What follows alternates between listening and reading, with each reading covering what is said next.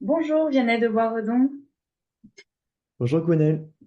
Donc, bienvenue sur la chaîne de l'écrivain. Donc, aujourd'hui, on va parler de ton livre Step by Step, qui est sorti aux éditions Flammarion.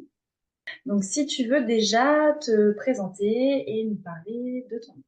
Bien sûr, donc déjà merci pour l'invitation, enchanté.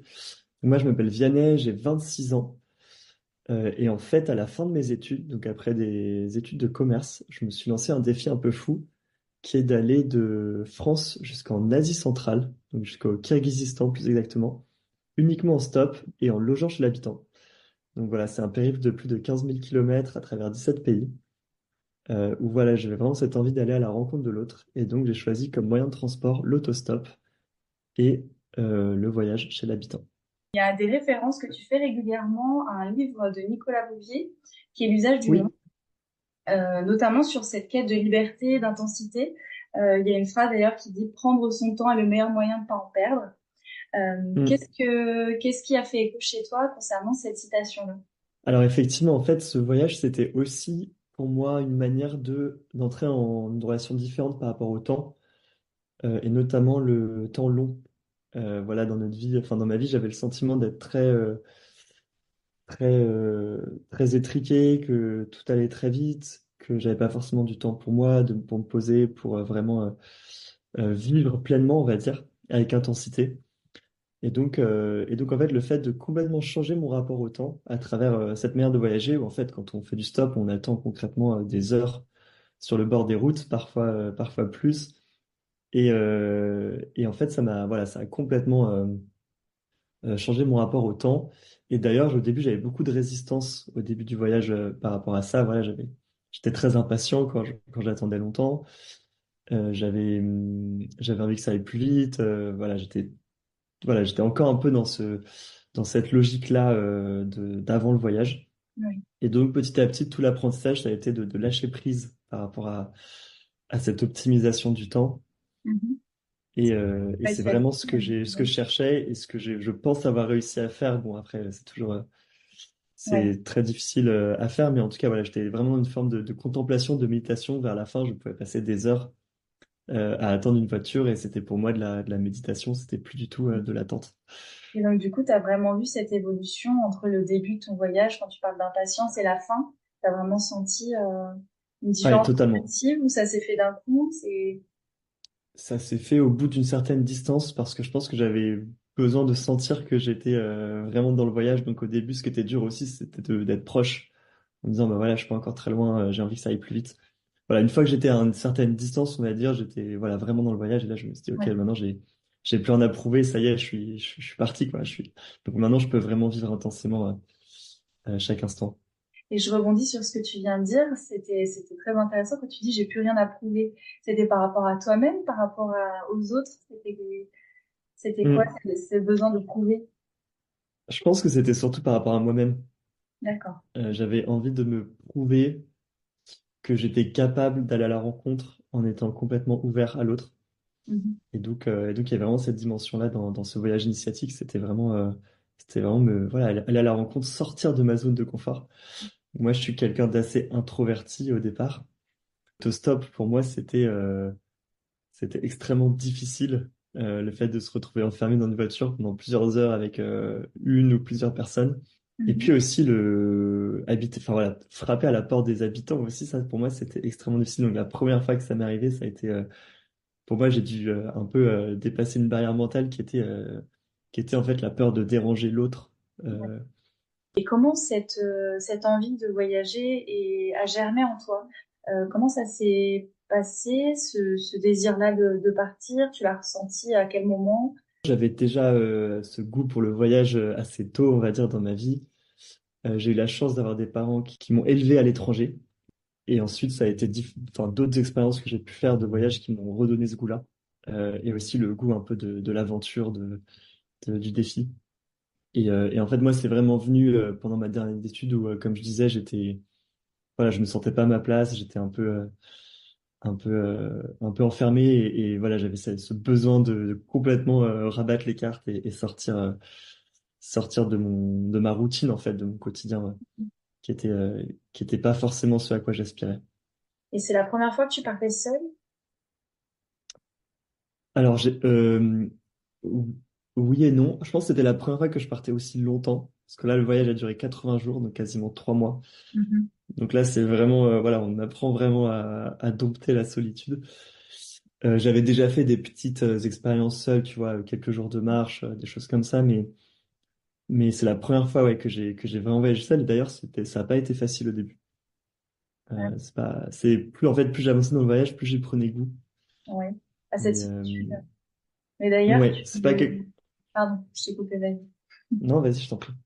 Non, j'allais dire que du coup, enfin, tu mettais en contradiction la solitude, la plénitude, euh, puisqu'en fin de compte, la solitude, tu le ressentais au départ comme une forme d'isolement, d'être face à toi-même, et lorsque tu montais même dans des voitures, tu disais c'est bizarre, je suis avec des personnes, mais pourtant je me sens seule. Mm.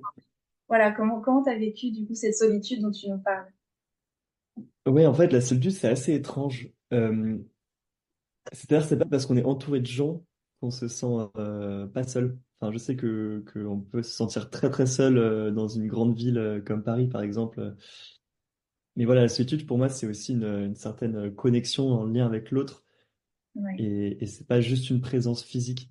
Mm. J'ai trouvé ça assez curieux comme expérience. Et parfois, au contraire, où j'étais totalement seul en pleine nature, où je suis parti en trek pendant 3 jours en Géorgie, par exemple. Et où en fait, là, je me sentais en plénitude, enfin, un sentiment de plénitude intense, où là, je ressentais aucune solitude. Et donc, c'est extrêmement curieux. Tu parles d'intuition profonde. Qu'est-ce qui te pousse dans le voyage? Qu'est-ce qui devient du confortable qui finalement était de l'inconfort? C'est ce que tu dis par rapport à la rencontre avec l'autre?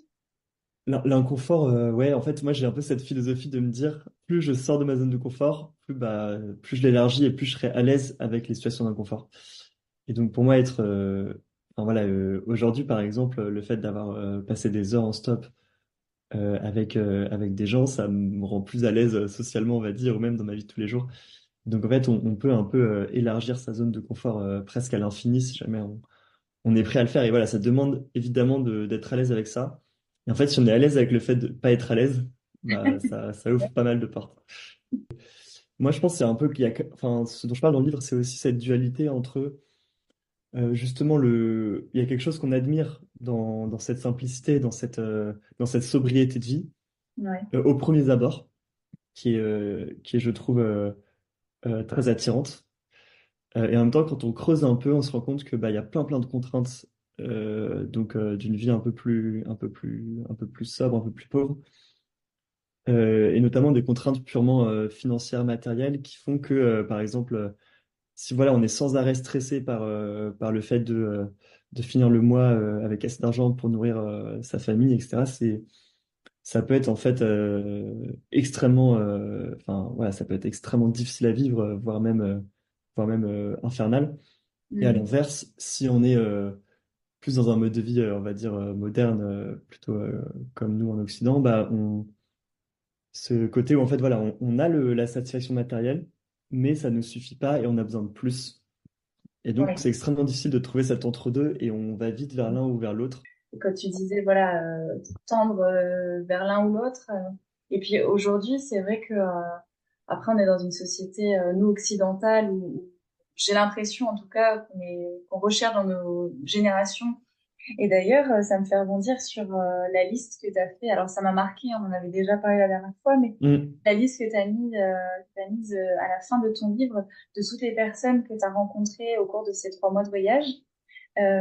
Alors, concrètement, tu notais, c'est ça, ce que tu me disais, tu notais des anecdotes ou Ouais, les noms des personnes qui et t'avaient prises en stop. exactement, il y a vraiment ce désir d'être vraiment disponible pour l'autre. Et du Mm. coup, donc, j'avais coupé tous les réseaux sociaux, coupé beaucoup de liens avec l'extérieur. Et donc, Ouais. d'être vraiment dans une démarche d'être disponible pour l'autre, d'être présent, de s'intéresser à l'autre. Mhm. Et donc, en fait, chaque personne qui prenait en stop, je demandais d'épeler son prénom, donc sans faute d'orthographe, etc. Je prenais vraiment le temps de leur demander. Et je notais en général une chose qui soit m'avait frappé, soit m'intéressait ou soit que je trouvais rigolote et qui me permettait de me souvenir de cette personne. Et Ouais. donc, à la fin du livre, j'ai noté, voilà, donc je suis monté dans plus de 200 véhicules. Donc, j'ai fait une liste de ces 200 véhicules qui m'ont pris en stop avec à chaque fois le prénom de chaque personne. Et pour moi, c'était vraiment une manière de les remercier. Et ça, tu l'avais prévu en amont de noter tous ces noms? Ça s'est fait dans le vif du truc? Comment Alors, c'est- j'avais prévu de le faire, mais au départ uniquement pour moi. Et pour revenir dans le processus créatif pur d'écriture, euh, quand tu étais là-bas, puisqu'en fait dans ton livre tu alternes entre des réflexions personnelles et puis ton voyage en tant que tel, tu écrivais concrètement dans la journée ou... Oui, alors moi je suis parti vraiment sans aucune intention d'écrire un livre. Donc c'est peut-être ça qui est curieux. En fait, je suis parti vraiment, voilà, comme je te disais, sans rien prévoir. J'avais pas de job qui m'attendait. Je voulais vraiment complètement sortir de tout ce qui me cantonnait un peu. Et donc je prenais quand même des notes en fait tous les soirs, on va dire, dans ma tente ou quand j'étais accueilli chez l'habitant, Mhm. plus pour me souvenir voilà, de quelques rencontres, de quelques ressentis. Donc au départ, ça a vraiment commencé comme ça. Et puis je partageais à peu près, tu vois, tous les 10 jours, tous les 10-15 jours, un texte un peu sur voilà, mes 10 derniers jours, les moments un peu marquants, les choses que j'avais apprises. Je partageais ça sur une liste de diffusion WhatsApp, donc avec ma famille, mes amis. Mhm. Et en fait, j'avais énormément de retours extrêmement positifs de familles qui me disaient, bah écoute, c'est incroyable ce que tu racontes, ça me parle énormément. Et donc c'est là où l'idée d'écrire un livre est un peu germée. Mais c'est D'accord. pas du tout quelque chose que j'avais prévu avant. Et tu ressentais le besoin à ce moment-là de partager en fait comme tu dis ton voyage, tes états d'âme, c'était un besoin que tu avais. Alors pendant le voyage, pas trop. Je le voyais un peu comme une contrainte parce que voilà, j'étais tellement dans le feu de l'action que c'était pas évident parfois de trouver le bon équilibre entre voyager et se poser et trouver du temps pour raconter. Par contre, à mon retour, ça a été beaucoup plus évident pour moi que j'avais ce besoin de raconter, de transmettre en fait. Mhm. Ouais. Et donc pendant l'écriture, voilà, j'ai pas juste écrit dans une démarche de me dire, allez, je raconte mon voyage, ça va être trop bien, mais plus dans une démarche de vraiment apporter de la valeur au lecteur. L'écriture du livre, ça t'a pris combien de temps à ton retour à peu près? Oui, alors l'écriture du livre, ça m'a pris plus de temps que prévu. Tout prend plus de temps en général. Je m'étais laissé au départ 2-3 mois en me disant, bon, bah voilà, j'aurai un manuscrit au bout de 3 mois. En fait, ça m'a plutôt pris 4-5 mois, on va dire. D'accord. Et puis après, il y a un... Donc voilà, au bout de 4-5 mois, j'étais assez content de ma première version. Toute une période de réécriture, de relecture et de Ouais. préparation de lancement qui m'a aussi pris pas mal de temps finalement. Donc c'est un projet au départ, je m'étais donné quelques mois. Mhm. Finalement, ça m'aura pris quasiment un an.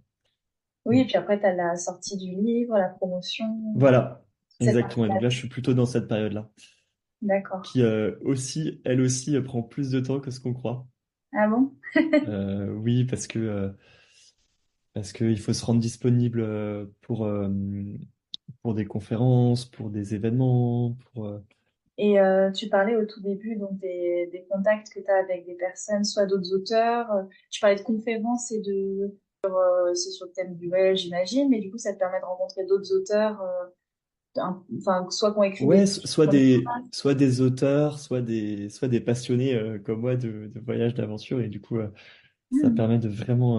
Enfin voilà, ce que j'apprécie, c'est qu'un livre, c'est un très beau prétexte pour justement continuer à aller à la rencontre. Et du coup, si on doit retenir quelque chose, la question qui tue, de ton voyage et de ton livre, enfin surtout de ton livre, parce que le voyage, on l'a pas vécu à ta place, donc on pourra pas partager tout ce que tu as pu ressentir. De ton livre, quel message tu as voulu faire passer, ou des messages, il peut y en Il avoir plusieurs à travers ce livre. y en a deux principaux. Cette invitation à faire confiance en l'autre, à lâcher prise un peu sur tous nos préjugés, tous nos petits enfermements qu'on peut avoir dans notre vie. Et donc l'autostop, c'est vraiment ça. C'est vraiment cette démarche-là de se dire, bah voilà, j'ai aucune idée d'où je vais finir ce soir, où est-ce que je vais dormir, mais je fais le choix de me laisser surprendre et aussi de faire confiance en l'humanité. Je dirais que ça, c'est un premier message, donc un message d'humanité, de bonté en l'homme Oui. et d'humanité. Et ensuite, le deuxième message, peut-être plus personnel, mais voilà, de pas avoir peur de se lancer et peut-être un message d'audace, en fait. de se dire, voilà, j'ai peur, mais j'y vais quand même. Et en fait, se rendre compte que finalement, c'était quand même faisable. Enfin, qu'est-ce qui a fait vraiment que tu t'es lancée? Ouais, alors je pense qu'il faut aussi être conscient que ça peut mettre du temps entre le moment où on identifie un désir, une envie, et le moment où on passe vraiment à l'action. Et en fait, c'est OK, enfin, c'est normal, ça fait partie du processus et il faut laisser mûrir ça petit à petit. Le projet a mûri, mais la partie vraiment pratique, on va dire, elle a mis plus de temps à suivre. Et en fait, ce que je dirais, c'est de pas attendre d'être prêt pour partir, parce que on sera jamais prêt en fait. Est-ce que tu as là, tout de suite, comme ça à chaud, euh, une rencontre, un moment qui t'a... J'imagine qu'il y en a eu plein qui t'ont marqué. Je veux dire Mm. là, comme ça, une personne ou un moment qui... Ouais. Ouais, une rencontre qui m'a vraiment surprise, qui m'a vraiment surprise, c'était en Grèce, où en fait, voilà, j'étais vraiment au bout de ma vie, j'étais épuisé après des jours d'autostop. J'étais même un peu malade. euh, et, euh, et là, en fait, un camion me dépose vraiment sur la bande d'arrêt d'urgence de l'autoroute. Vraiment un endroit extrêmement dangereux. Ouais. Et donc je me dis, mais là, voilà, là, je vais jamais réussir à me faire prendre en stop à cet endroit-là, ça va être horrible. Et en fait, là, je sais pas ce qui se passe, mais il y a un autre camion qui se range derrière et qui me fait signe de monter. Là, je lui Ouais. dis, mais incroyable, incroyable voilà, que j'étais inquiet. Et en fait, en 10 secondes, j'ai trouvé quelqu'un, donc c'était absolument magique. Et en fait, c'était un routier turc Ouais. avec qui je me suis extrêmement bien entendu. Et notamment, on avait du mal à communiquer parce qu'évidemment, il parlait turc. Et donc, par exemple, il m'a fait appeler ses enfants par FaceTime, donc on a pu communiquer comme ça. Donc, on a vraiment créé du Oh. lien un peu comme ça. Et à la toute fin, il me dit, écoute, Vianney, j'ai une mission pour toi. C'est d'aller témoigner au monde que nous, les Turcs, on n'est pas des gens mauvais, on est des gens bons et qu'il faut pas écouter ce qu'on dit sur nous. Mhm. Et en fait, ça m'a vraiment touché parce que je me suis dit qu'il prenait vraiment à cœur ce que le monde pouvait penser des Turcs. Et donc, c'est notamment une des rencontres que je raconte parmi plusieurs. Mais en fait, voilà, c'est vraiment de, cet échange en profondeur où il a pu vraiment me donner une mission en quelque sorte. D'ailleurs, ça me fait penser à... Ça m'a fait beaucoup rire ce passage-là où tu expliques que d'un pays à l'autre, en fait, à chaque fois que tu traversais un pays et que tu allais sur le suivant, ceux d'avant, enfin les précédents, te disaient attention, les prochains, ils sont Oui. ici, ils sont comme ça, ou méfie-toi, c'est des voleurs, ou bref, enfin, il y avait tout un tas de peurs, en fait, ou de Ouais, alors que conseils ces gens-là, en bienveillants. général, n'avaient pas mis un pied dans ces pays-là et que c'était vraiment basé sur des préjugés, des Ouais, stéréotypes. Et donc, c'était vraiment rigolo. En Europe de l'Ouest, on nous avait fait attention, en Europe de l'Est, les gens, ils sont hyper froids, ils sont fermés, t'arriveras jamais à te faire ah oui, accueillir. oh pardon. J'arrivais là-bas, je me faisais accueillir hyper facilement. Ouais. Ensuite, j'arrivais en Europe de l'Est, on nous avait fait attention, les Turcs, c'est tous des voleurs, ils vont essayer Oh là là, d'accord. de t'arnaquer. J'arrivais en Turquie, on me disait, et donc en Turquie, je voyais pas du tout ça. J'arrivais en Turquie, on me disait, ah, fais attention, on est central, c'est plein de terroristes. Et en fait, ouais, il y avait toujours ce besoin de mettre en garde, de dire du mal de l'autre pour peut-être aussi pour. Enfin, voilà, je sais que c'est un travers humain, je sais pas pourquoi on fait ça, mais en tout cas, c'est assez rigolo parce que je l'ai vraiment observé partout. Oui, j'allais te dire, peut-être qu'on l'a déjà rencontré même en France, mais là, le fait que ce soit vraiment sur tout ton trajet et dans un temps Ouais. hyper rapproché, c'était ça qui t'a fait sourire et remarquer ce Mm. travers-là, non? Oui, parce qu'en France, voilà, Ça on peut peut avoir peur arriver. de l'étranger aussi, mais là, c'était vraiment frappant parce que il y avait pas de, voilà, c'était pas juste une personne isolée, c'était vraiment beaucoup de gens qui me faisaient cette réflexion-là. Oui, c'est assez curieux. L'esprit d'émerveillement et de plénitude que tu as trouvé dans la solitude quand tu étais là-bas, est-ce que tu as réussi un tout petit peu et comment Mhm. à garder tout ça en revenant dans une vie sédentaire en France? Mm. Oui, alors ça, c'est un thème qui me tient particulièrement à cœur, que j'évoque surtout à la fin du livre. Mais voilà, quand on revient de voyage, on est plein de réflexions un peu idéalistes, un peu peut-être en se disant que voilà, plein d'espoir, plein en disant tout est possible, etc. Et donc, c'est vrai que le retour à la réalité peut être un peu dur. Ouais.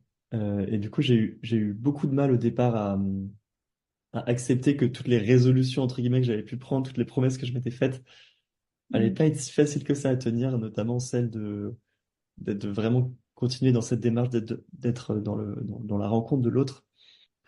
Voilà, j'habite à Paris, donc c'est vraiment quelque chose que je vois tous les jours. Et comment j'essaye de faire ça, bah, j'ai beaucoup de mal, mais pour moi, ça passe surtout par voilà, des temps de pause, que ce soit dans mon quotidien ou même sur des périodes un peu plus longues. Me dire, voilà, ok, c'est quoi les messages forts que j'ai retenus de ce voyage et comment est-ce que je les applique aujourd'hui dans ma vie?